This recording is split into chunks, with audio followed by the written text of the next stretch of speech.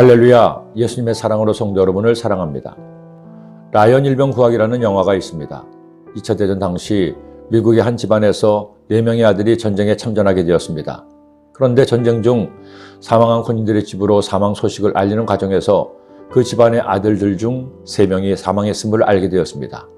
미 국방부에서는 아들들을 잃은 어머니에게 더 이상의 사망 소식을 알릴 수 없다고 판단해서 급히 아직 살아있는 라이언 일병을 귀향시켜 어머니에게 돌려보내기로 한 것입니다.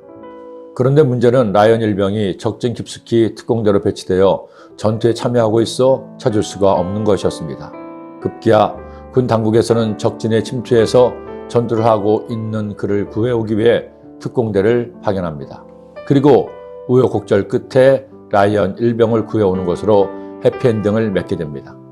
그런데 이와 비슷한 일이 이미 4,000년 전에 있었습니다. 구해야 할 라이언 일병은 롯과 그의 가족이었고 그를 구한 특공대 대장은 아브라함이었습니다. 아브라함을 떠난 롯은 좋은 땅을 찾아 여기저기를 전전하다가 결국엔 소돔성에 들어가게 됩니다. 그런데 당시 소돔성은 그돌라오멜 왕을 섬기며 조공을 보내는데 더 이상 섬기지 않겠다고 하자 그돌라오멜 왕과 그를 따르는 왕들이 소돔 왕을 비롯한 배신한 왕들을 침략했습니다. 결국 소돔 연합군은 그돌라오멜 연합군에 패해서 도망가고 소돔성에 있었던 롯은 포로가 되어 북으로 끌려가게 되었습니다. 이 소식을 알게 된 아브라함은 어떻게 반응했을까요? 놀랍게도 그는 318명의 훈련된 군사를 데리고 북쪽 다메섹 왼편 호박까지 쫓아가서 조카 롯과 가족들 재물까지 찾아옵니다.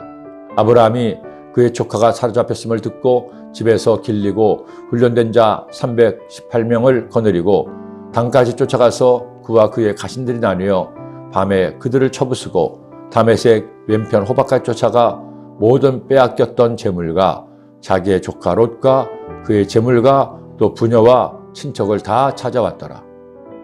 알고 보니 아브라함은 특공대 대장이기도 했던 겁니다. 아브라함의 삶을 보면 그가 믿음의 조상, 이스라엘의 조상이 된 이유를 알 수 있습니다.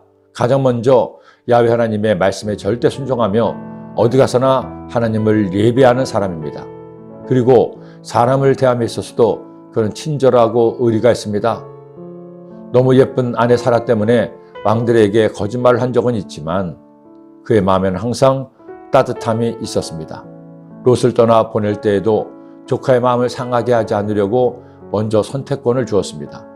새 천사가 그의 집을 지나칠 때에도 과할 정도로 친절하게 집으로 영접해서 그들을 대접했죠. 아내 사라가 죽은 후 막벨라 굴을 살 때에도 땅 주인은 그냥 주려고 했지만 넉넉하게 셈을 치렀습니다. 그리고 붙잡힌 롯을 위해서 목숨을 걸고 전투에 나가 마침내 그들을 구출한 겁니다. 우리가 하나님께 칭찬받는 삶을 살려면 이기적에서는 안 됩니다. 하나님을 믿지 않은 사람들이 나만 잘 먹고 잘 살려고 하는 것은 어쩔 수 없습니다. 그러나 하나님의 자녀라고 하면서 자신만 위하고 남을 배려하지 않거나 이기적이 된다면 하나님이 슬퍼하십니다. 하나님께서 이스라엘 민족에게 주신 율법의 두 정신은 이것이죠. 내 마음과 뜻과 힘을 다하여 내 하나님을 사랑하라. 내 이웃을 내 몸처럼 사랑하라. 평생 주님을 믿으며 살면서 우리 기도합시다. 이렇게 살기로 결심하고 살아갑시다. 다른 사람에게 대해 친절하고 따뜻하며 배려하고 존중하는 여러분이 되시기를 기도합니다.